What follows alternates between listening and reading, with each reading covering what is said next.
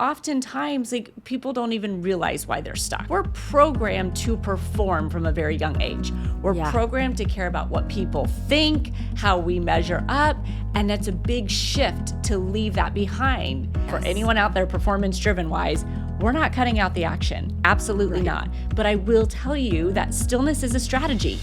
Welcome to the High Vibe Life podcast, where we are obsessed with all things manifestation, neuroscience, personal growth, and quite simply, living a life beyond our wildest dreams. I'm Moira Casava, author, speaker, podcaster, manifestation, and mindset master. Since getting sober 25 years ago, I've helped tens of thousands of women break through and achieve massive levels of wealth, joy, and freedom. Now it's your turn. Let's dig in. Welcome back to the High Vibe Life podcast with me, Moira Casava, and I have my friend Angie Wisdom in the house today. Angie, thank you for being here.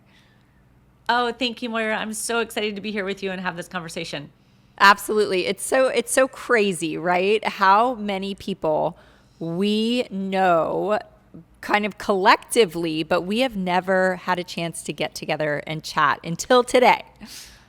I know. I don't know how that happens, like when you can run in the same circles and have this degree or two of separation, but it was all meant to be today for this moment. Absolutely. I totally agree. So let's dig into kind of what you're doing in the world, your story, what you teach. I just want to uncover all of it. So if I was to ask you kind of a two-part question. It's the same question, but I would love for you to answer this from two different angles. Sure. Who is Angie Wisdom professionally, and then who are you kind of outside of the profession?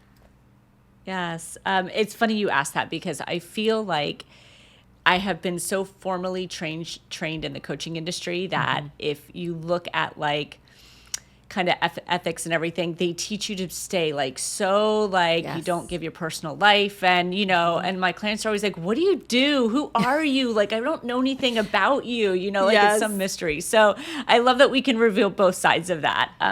Professionally, I mean, look, I my whole career has been in the financial industry and coaching. So I have this weird kind of dichotomy of this nerdy, numbers girl who's very performance driven, but all of a sudden then there's this coach that really knows that outside of performance, it's really about who you are on the inside that makes the biggest difference on the outside. So it's this beautiful combination of both of those people. And I just love working with those high achievers and who they just don't really realize the real secret of the internal being aligned that creates that massive success. So that's what I'm always up to professionally, is working with people like that, speaking and writing and just impacting one by one, right? Making the difference out there.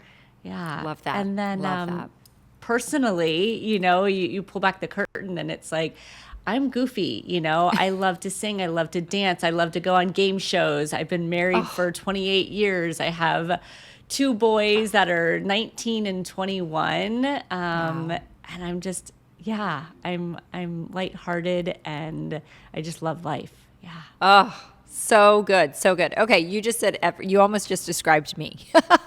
So yes, I can see why everyone's you two need to know each other. That is so fun. And it is really a huge difference. It's funny. I kind of answered a question. I was just on an event online, and one of the questions, I can't remember exactly what it was, but I talked about that dichotomy, right? Of being business-minded, entrepreneurial, strategies, numbers. I geek out over that stuff. But then really at the essence of who I am is that inside. And it's that inside journey, that inside passion, and that inside work that we get to do. And when those paths cross, that's the intersection of everything that everyone's looking for, right? So tell me, when you talk about, just say that you're working with a brand new client. That's just what I always say is the world is pretty stuck, right? We're either stuck in bad relationships, we're stuck in a body we don't love, we're stuck in a career that is not making us happy.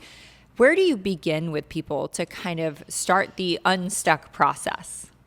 When I sit down with people, and it's always a little bit of a challenge when they're coming from a business perspective, because you probably are the same way. Like, you can see all the functionalities and the numbers and the opportunities in the business part, right? Like, it's like, no, don't go there yet. We need to let that stay until we look on the inside.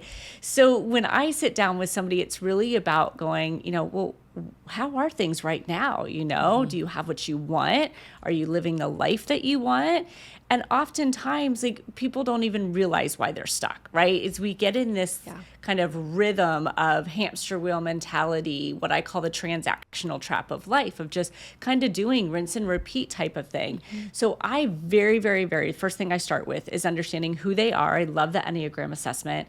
And then looking at their life values. Like, what do you value in your life? You have got to know what you value, or you have no compass.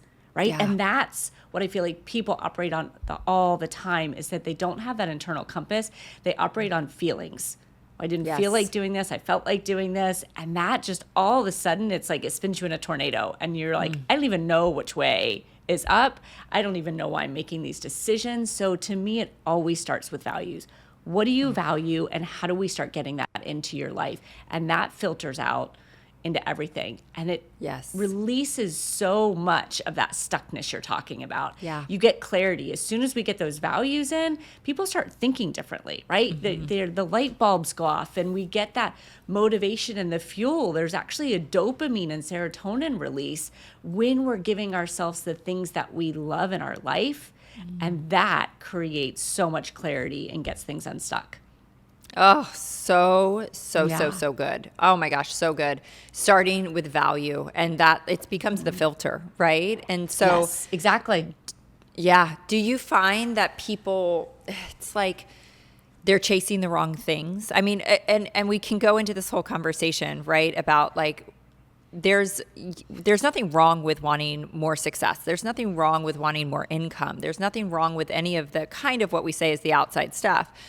But how do you handle that with people where it's like, well, am I chasing the wrong thing, or do I need to will the inside really lead to the success, or do I need to be strategizing both? It's a little bit of both. I think there's two phases I work with clients in. The first phase is really internal. It's that self-actualization phase. Like, you've got to set goals as far as money, as far as revenue, as far as living, because you're going to have minimum needs that you are craving to be met and that you want to achieve. And there's nothing wrong with that. And it's getting to that point where then you feel like, okay, I've got my needs met. I can actually start to look at things from a different perspective, which I then call that self-transcendence phase, right? Where we can go, well, what's the impact I'm going to make out there? If I'm good, my home is in shape, my foundation is solid, what now can I do from an impact perspective? That's where I like to take people's minds away from the number, because when we focus on a number at that high level, we play too small. We function in a very incremental growth way.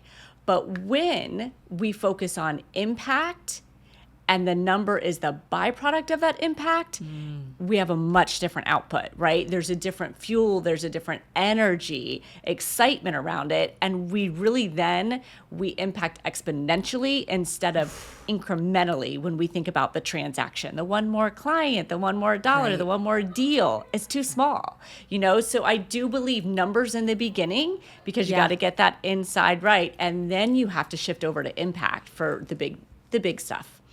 Gosh, you are literally picking up on a conversation that I was just in last night. Like, this is really, yes. I'm like, this is so in alignment. It's crazy to me. So I feel like, and I was chatting with a girlfriend who's maybe 10 to 15 years older than me. So I'm approaching 50. She's just past 60. And we were talking about how there's kind of that hustle season. There's that build season of life, right? Where you're building children and you're building a family, and you're building your foundation, you're building your business and your income.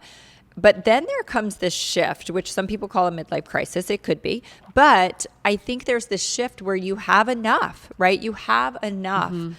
But it's very hard, at least it is for me, I feel like, and she was saying the same, to kind of navigate that transition to the more impactful work, but you're so conditioned to drive, build, do, that even though you're called to this and you're going in the right direction, it's very uncomfortable.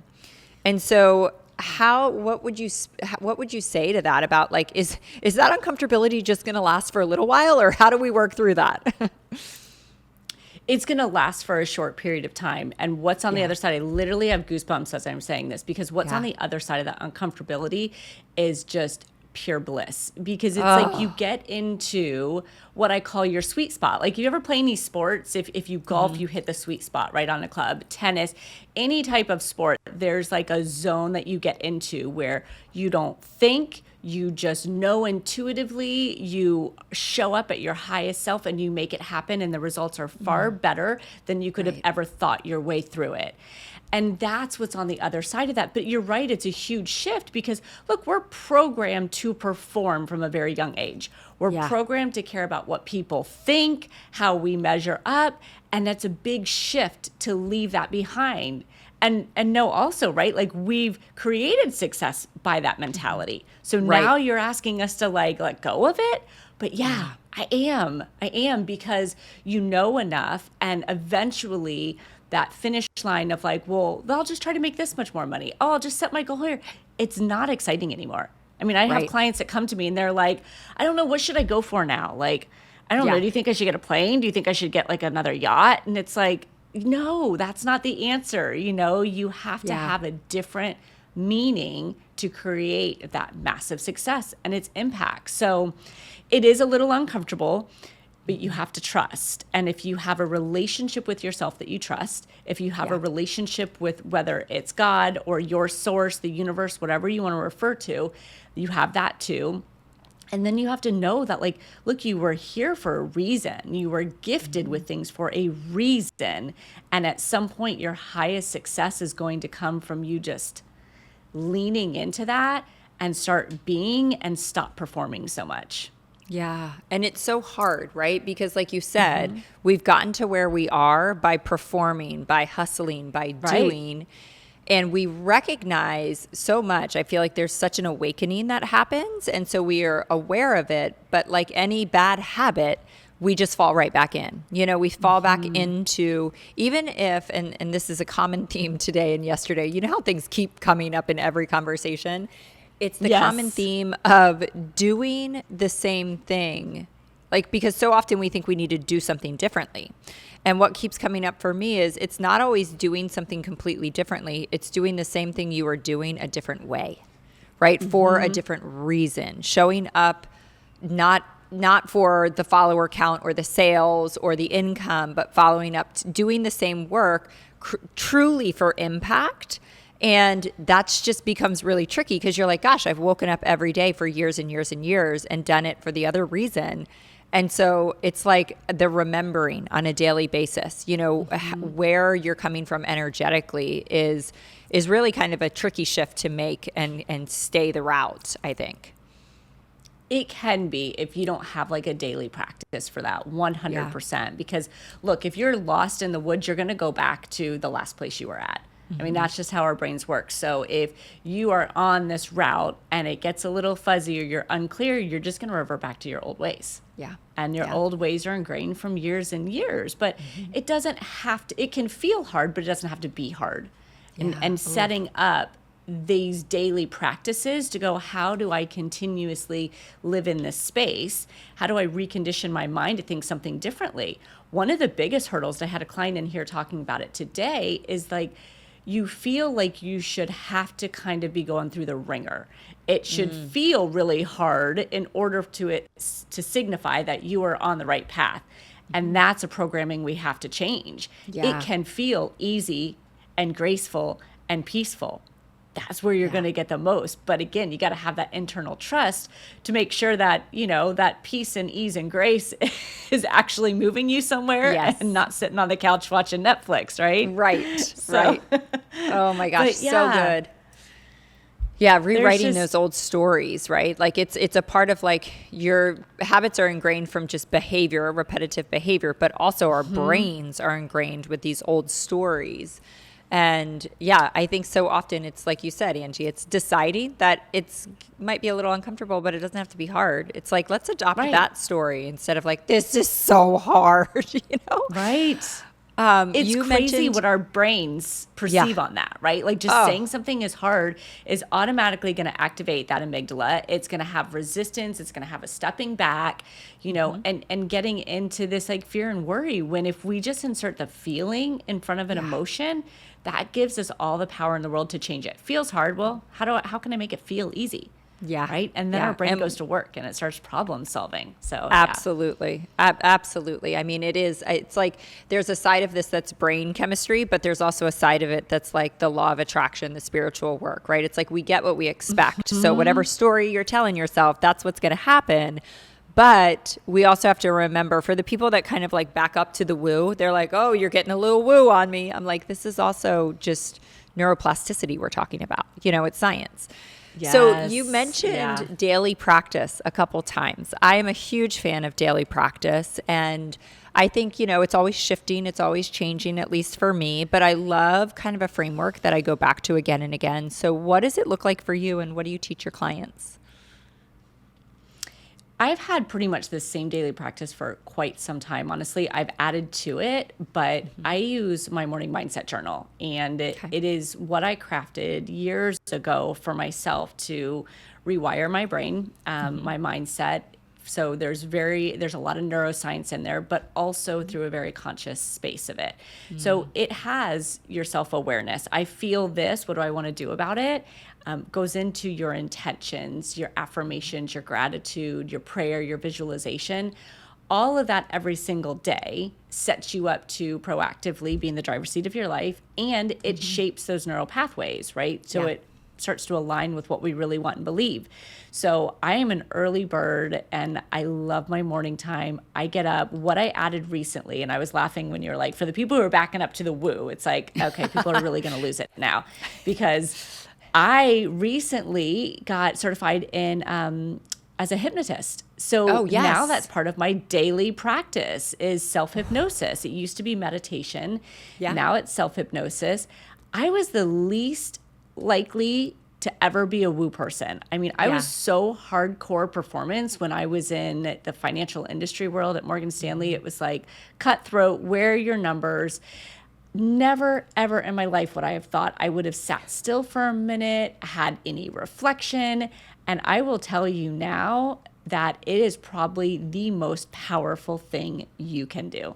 I mean, really, once you're aligned with yourself, to be able to think outside of your conscious mind is mind-blowing. It's really, really crazy. And I can't believe the results that I've seen for me and for my clients. And again, something that I never, ever would have leaned into. So my morning practice is that self-hypnosis, that journaling time, definitely the workout, my devotional, all that has to happen before I ever see anybody, you know, before I ever do anything.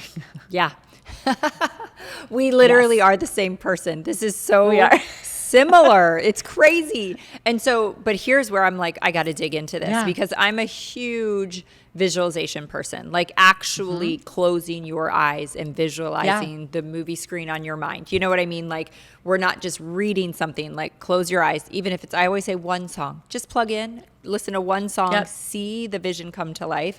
But you have me mesmerized because I was you back in the day. I am you now. You know, it's like we start to go towards the woo. But like we said, the woo is actually scientific. We're talking about like so much of what people think is weird and wooey is brain chemistry. But I am fascinated by this self-hypnosis. So tell me all about that. What does that look like? What, you know, I don't know anything. So kind of bring it down to an elementary level. Where do we start with that? Well, think about like your visualization. You can even kind of compare it to that. A simple visualization is closing your eyes and seeing it on, you know, your mental screen there. But here's the thing. If you are still in beta waves, which is our brain waves that we function in every single day at a conscious level, then it's not likely going to, or it will take longer and it will be harder to go through that conscious mind. Your right hemisphere is not opened as much. So when we drop down into alpha or theta waves, which is really hypnosis, meditation state, we then close off that conscious mind. We open up our right hemisphere of creativity, of possibility, and that's where all that visualization starts to build their camp, right? Yeah. And starts to really make it happen. So I look at it as like you can do a visualization in a conscious state of mind, closing your eyes, relaxing, but it's going to take you longer. So Yeah, it's like, makes sense. in this case, sometimes you want to run, they're like, I'm in this for a marathon. For my hypnosis and stuff, I'm not. Like, I Right. want the more effective way that's going to start making things happen for me. So there's all sorts of different ways you can go with the hypnosis, but it's really getting down into those alpha waves, maybe even theta, depending on what you're doing, and being able to think outside of your conscious mind. It could just be bringing in your affirmations. It Right. could be seeing what you want to happen. It's also what I really, really love about it is allowing things to come in to it. So you can problem solve, you can bring in answers, clarity that you never would have found in your conscious mind. Oh my gosh. It's probably so familiar to you. You probably just aren't calling it self-hypnosis, but it's every day getting into that state, inducing yourself in the state, bringing your relaxation down another level, then giving yourself the intention, and then bringing yourself back up to a conscious state. I'm beautiful. fascinated. We're going to have to talk after this. I'm like, how do I learn all this? Tell me where I go. Teach me all the things. So I'm just talking to you like girlfriend to girlfriend. Yes. I know a lot about the different brainwave states and all of that. And exactly what you're saying, I'm like, makes perfect sense to me, with the being in the right brainwave state to really kind of get into your subconscious mind. So do you know how this would compare to, and I'm asking because I don't know, transcendental meditation? Yeah. What is the definition? That's where I started. Okay. So will you take us down that rabbit hole of what is transcendental meditation? Where does it fit compared to what you are talking about? What's the difference? Because it's definitely getting into that brainwave state, correct? Yep, absolutely. Okay. Your transcendental meditation is taking you into those alpha waves and that state, but it's having no thought at all. So I love it, right? That's why I never went healing. there, Angie. Yes. It's so hard not to think. Well, that's the thing. It's almost like, to me, I did it for a long time and I loved it because it created a lot of peace and calm. And then you would have some maybe awareness later or something. But as the, performer, I'm like, there's got to be more to this. Like, where's the intentionality? And I think that the transcendental meditation, like if you are in high states of anxiety, depression, stress, like it's a good place to start because you just need to like lower the cortisol levels, start to repair that fight or flight mode, all of that. There's so many great health benefits to just the transcendental meditation. So if then you look at self-hypnosis or hypnosis, depending on whether you're doing it or having it done for you, it's like getting into those same waves. So we're still going to get all the benefits of the transcendental meditation. We're just now adding intentional thought to it. What do we now want to believe? What do we want to program in? We're getting the relaxation and the internal organ body repair, but we're also now going to tell the brain what we want to believe, what we want to see, and what we want to make it happen. Okay. This is totally my jam. I feel like I was born, and it's only been in the last few years that I've realized this, that my brain constantly scans the world for the shortcut. Like, how do I get there faster, quicker, with more intention? Like, get me to, like you said, get me to the end result as quickly as possible. And then let's move on to something new. So this is fascinating. I mean, we are definitely having a conversation as soon as we get off this call.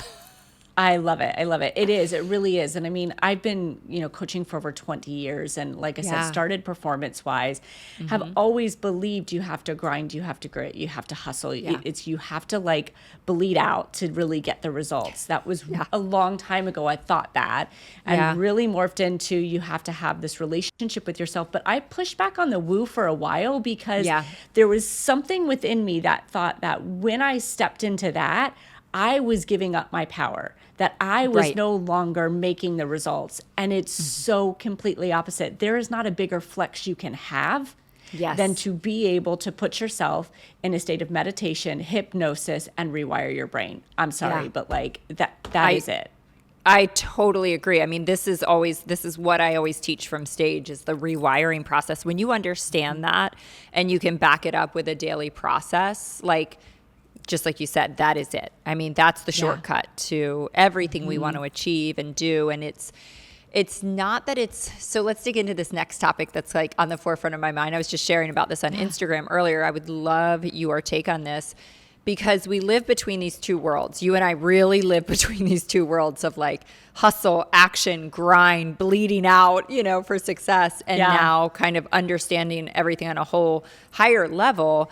But there's this space in the middle that I think some practitioners of energy work and law of attraction, they completely negate the action, right? It's like you can just sit in your living room and light candles and incense and like manifest, the life of your dreams. And then obviously the other side is like the hustle culture. And so what I was talking about today was like, but so often, especially for me, I have to take action in order to get to the right energy space for manifestation, for law of attraction, for all of that. And so the action is just so different. It's not necessarily, yes, you're still showing up in your business. You're doing the podcast. You're taking the aligned action. But so often when we're in that stuck space, the action is do whatever you need to do to get your energy right, right? So what's your take on all of that? I love that you brought this up because as I was sitting here and I didn't want to cut you off, I wanted to say but listen, I am not the person who thinks that it's just all that. I know people in the space of only that, and you're missing the conscious work. We have to take conscious action.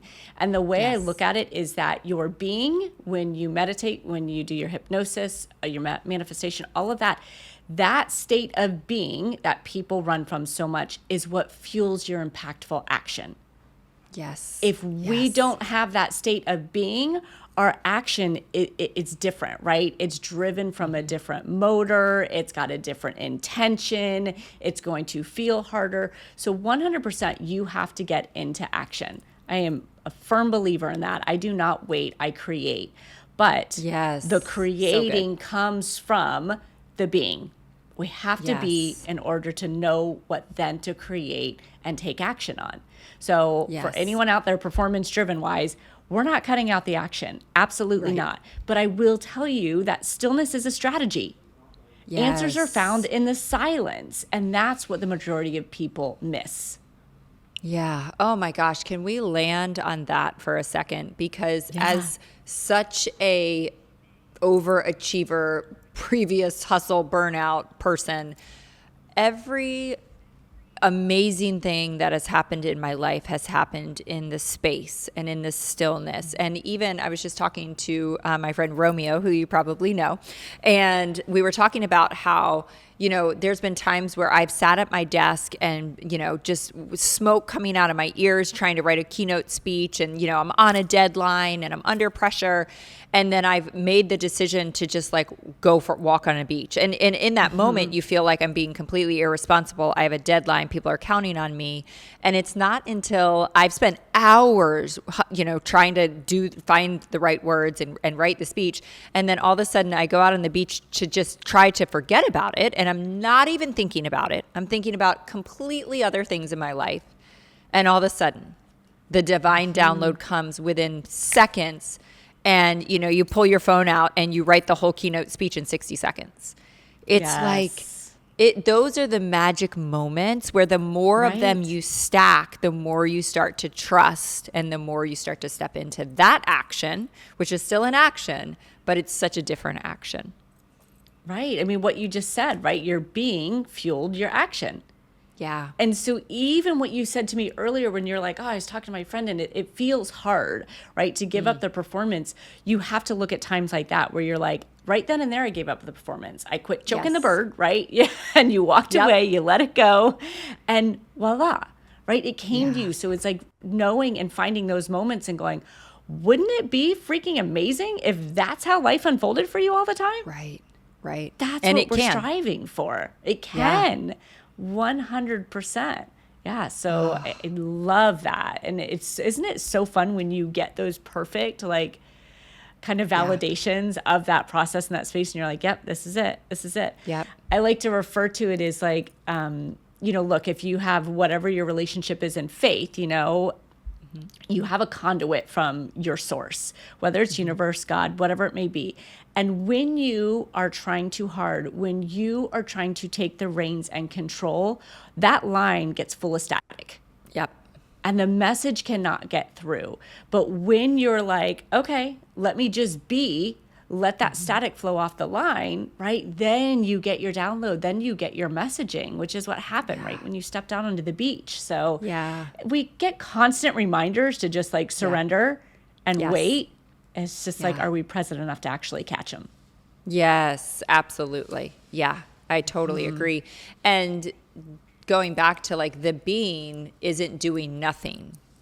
There's still action in the being, which is, I think that's what so many people have such a hard time understanding and wrapping their head around. But gosh, life can feel that magical and that good all the time. Yes. And, for the people who have a hard time going, well, the being doesn't feel like action, just reframe it that way. Right. I put it in my hypnosis is in my calendar every single day. It's an action item, and what are you going into it for? Are you looking for more clear vision? Are you looking for a change in mind? Like all of that is action oriented. Yeah. And I think that's what shifted with the transcendental meditation is that when you do that, yes, you get the calming, but like you're getting something for sure. It's action, but it's not necessarily driving specifically to a particular destination from a mindset or vision or manifestation. Right. Yeah. I totally get that. I can remember, this is for all of the achievers out there, which is probably everybody listening. I remember having to put, I used to say I would put, here's my checklist of all the things I need to do to achieve in my business. And I would put meditation on there because I felt like I was achieving when I checked the box every day. Yeah. And every day I would go to meditate, I would just fall dead asleep because I was so burnt out and exhausted. But it was exactly what I actually needed. My body needed rest. And the only way I felt good about it was by putting it on my darn checklist. But that's just a little tip for you overachievers. Yes. Gosh. So let me ask you this. What do you do throughout the day, right? Like we talked about being such believers and cheerleaders for a morning process. And I think it's the number one thing you can do to just shift everything. I always say that how you spend the first hour is how you spend the next 23. Mm-hmm. So, but throughout the day, right, we can get knocked off the beam. Do you have little things that you plug in throughout the day or maybe something, a wind down evening kind of ritual that you do? Gosh, I'd like to tell you I do, but I really don't. I mean, I think over time I have managed to kind of get in that alpha space almost consistently through my day. So I really kind of hum at that very peaceful, calm level. Like people always say, like, how'd you get so calm? I never was like that. So I kind of radiate there. If something does come up though, that all of a sudden I feel like I'm responding to and I need to have some attention, look, you can throw yourself in state in seconds. So I will literally close my eyes and even do a 60-second self-hypnosis just to re-regulate. I'm also a big believer, which I probably don't give enough credit to. When I say, oh no, there's nothing, I'm constantly choosing my thoughts. Right. Yes. So if I've got a client coming in, I'm like, I'm focused, I'm energetic, I'm engaging, I'm connecting, like I'm setting up my mind intentionally and also changing that energy on a constant basis. So that's always just kind of part of the flow. At the end of the day, it's funny because my morning mindset journal has the morning part and then it has a reflection. And I don't do it in the evening. I tell people all the time, everything that you do, you should do what serves you. If you have a relationship with yourself you trust, then you're going to know what that is. Yeah. For some people, they need a bookend at the end of the night. Like, let me close the day and reflect and get this. I don't. I have zero issues winding down and relaxing. I sleep. I excel at sleep. So it's like, I need nothing. Yeah. But I do that reflection the next day in the morning Yeah. before I start my new routine. But I think everyone is different, right? And that's the Right. beauty of when you know yourself and you're like, Yeah. man, do I crash midday? Do I get really frustrated, annoyed? Am I so like high strung at the end of the day that you can start assessing that and going, well, what would I want instead? Right. How would I want to be Right. relaxed? How would I want Yeah. to move through my day? And it's that just simple questioning that helps you kind of guide yourself. And so as you ask me that, right?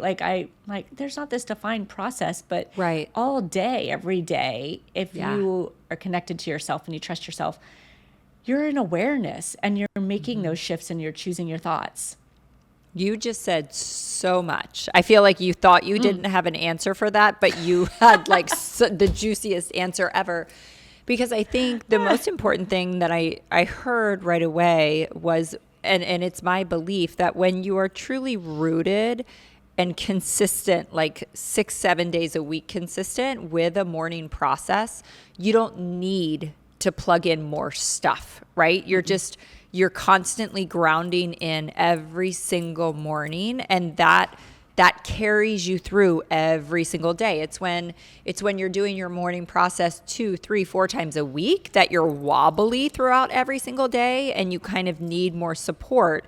And so I think you just spoke volumes to consistency, and what you just said, intention. I always think about, I think it was Brendan Burchard who used to always say the question was, who needs me on my A game? Like, who needs me on my A game? Like, if you ask yourself that every hour, right? Like, who needs me on my A game right now? Angie Wisdom needs me on my A game right now. In 20 minutes, my daughter needs me on my A game. So it's like, who am I showing up as and who am I showing up for? And when we're setting that intention and we're not caught in the monkey mind, life is completely different. It's completely different. It is. That's such a good call out, that what you said about, the consistency or the 3 or 4 days, because it's so true. I mean, you just, one is kind of like a remedy and one is a lifestyle. Yes. Right. And yes. so I love that you call that out for people, because I constantly see people like that. Oh, I need to get back into a morning routine. Things are really crazy right now. And it's like, well, just make it your lifestyle. If you did it every single day, you would never need to get back into it.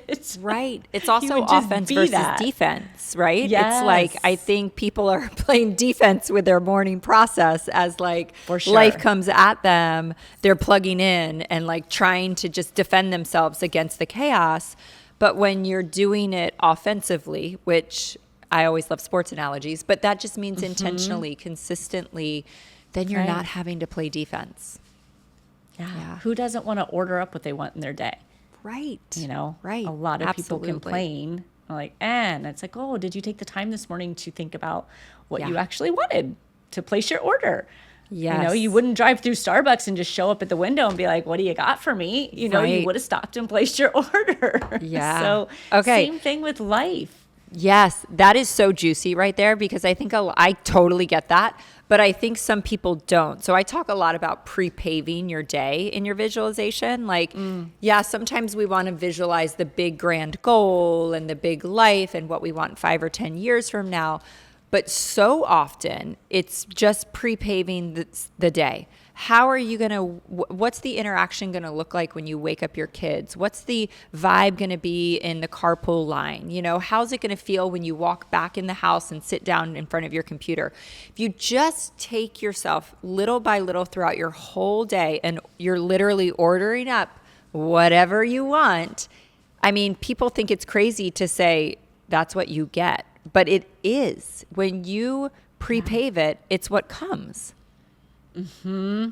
And I think some people think, God, that sounds like so much work, like you have to think about everything. And I'm like, well, what do you want to do the work up front and have what you want, or just get your grab bag and be annoyed by it, like pick your hard, pick your work, right? Yes, absolutely. Yeah. Oh my gosh, this is so good. This whole conversation is like just filled my soul. I just want to share with everybody, where can they find you? How can they work with you? Where can they get your morning journal? All of that. All that good stuff. My name is not very common. So Angie Wisdom, if you put it out there, you will find me. I do most of my content on Instagram. So Angie Wisdom Life Coach. My book is on Amazon, The Non-Negotiable You. You can always find it there. And then the journal and my book are both on my website at angiewisdom.com. So it's a Amazing. great process to shore up your insides, to have a daily practice where you do, pre-pave your day and you call up what you want in your life and be the best version of you. So this has been so fun. I feel like we could do this for hours. Oh, we could. I could literally stay here for hours. And we're going to make that happen on a girls' weekend sometime very soon. We are. It's in the works. Awesome. Well, Love it. Angie, thank you so much for your time and literally your wisdom. Thank you for all of that. Thank you for all the work that you're doing in the world. Thanks, Moira. Absolutely. You guys, make sure you share this episode with a friend. DM Angie on Instagram, DM me, tell me your thoughts. Share this episode on your Instagram with the world. And we would love to hear from you guys. And I will see you next week. Thanks for joining.